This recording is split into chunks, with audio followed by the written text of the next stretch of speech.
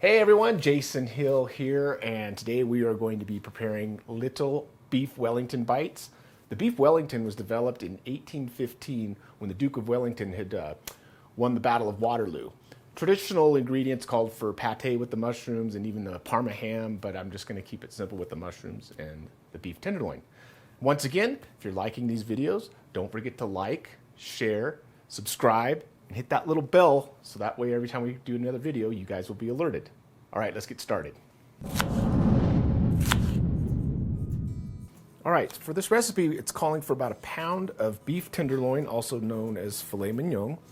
And we want to cut these into roughly 1-inch cubes. So I'm gonna take my chef knife and I'm just gonna go straight down and make 2 halves. Like so.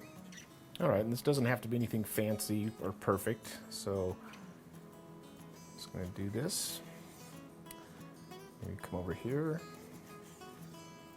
and then I can make little cubes.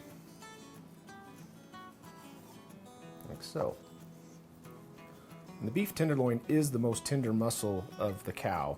It gets very little work, so it stays nice and tender. And you can see the marbling in there, which is fat.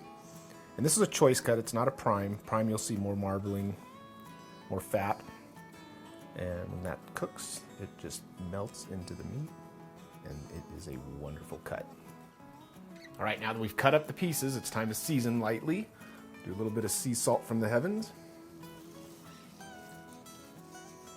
And then some fresh cracked pepper. I've got my pepper mill here.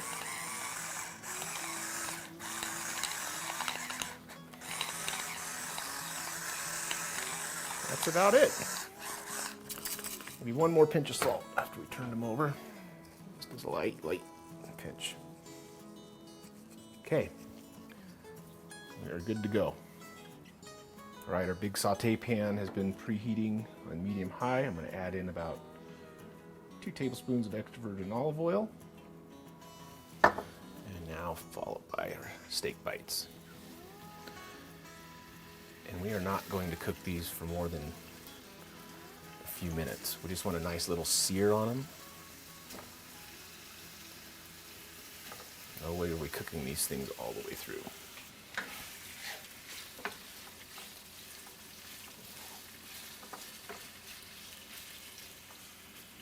See how lightly they brown? That's about what we're looking for. And you don't have to get every side. But definitely give them a little light stir. Okay, I'd say it's been about 3 minutes. I'm pretty happy with what we have so far. Like I said, I'm not here to cook these all the way through. One little turn. All right. Okay, now I'm just going to transfer the beef cubes to a plate with a napkin to kind of absorb some of that juice. I'm going to set these aside and let them cool. We don't need them to get totally chilled, but just definitely cool down a little bit. So I can even pop these in the refrigerator for a second. Put the pan back on the stove because we're going to be using that next for the mushrooms. Now we're going to take 8 ounces of cremini mushrooms. You can rough chop these with a knife, but I have a food processor, so I'm just going to pulse them. And we're not going to turn this on full blast. We're just going to hit it a few times, push down the mushrooms. And here we go. So fast.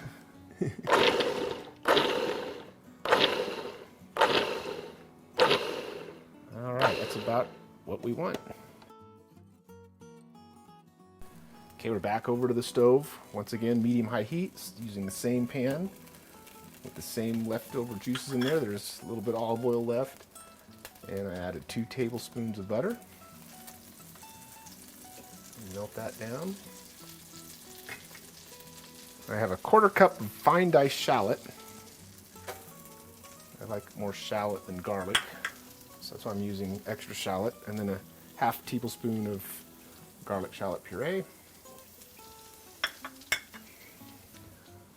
Get that going.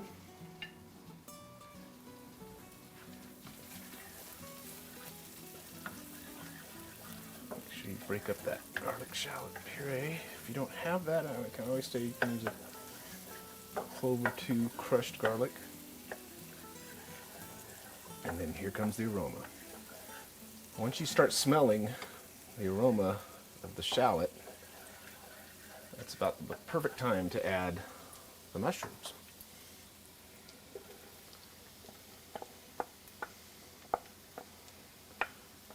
And this doesn't take very long at all.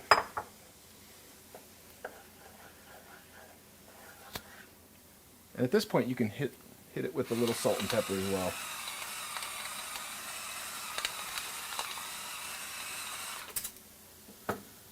And a little pinch of the kosher sea salt.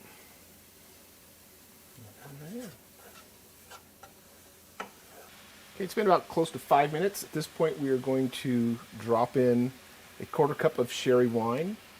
You can also use a dry white wine or a red wine, whatever you prefer. And if you don't want to use wine, you don't have to.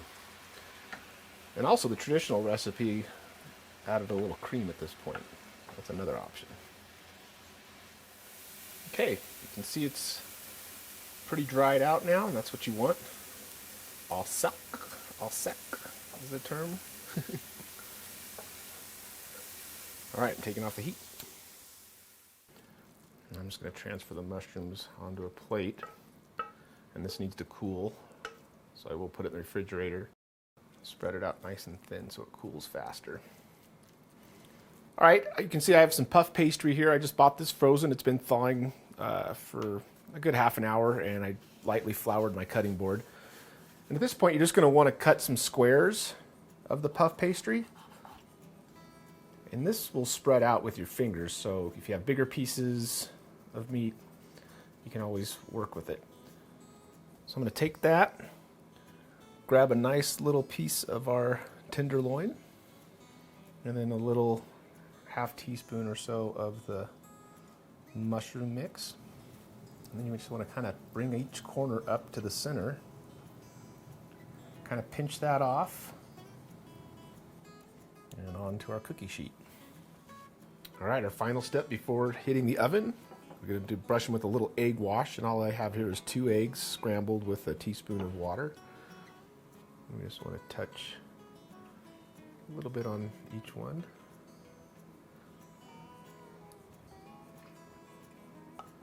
We are ready for the 400-degree oven. I'm just going to pop these in there for about 20 minutes or until they're golden brown. All right, after 20 minutes, they are golden brown and ready.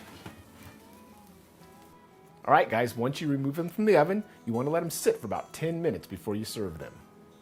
Okay, I like to serve these up with a side of horseradish cream sauce, which is basically a 1/4 cup of sour cream with a hefty tablespoon of horseradish and some nice white pepper on top. All right, guys, you saw how easy this was to make. Let's take a bite. Grab a little bit of the horseradish sauce. A little bit on there.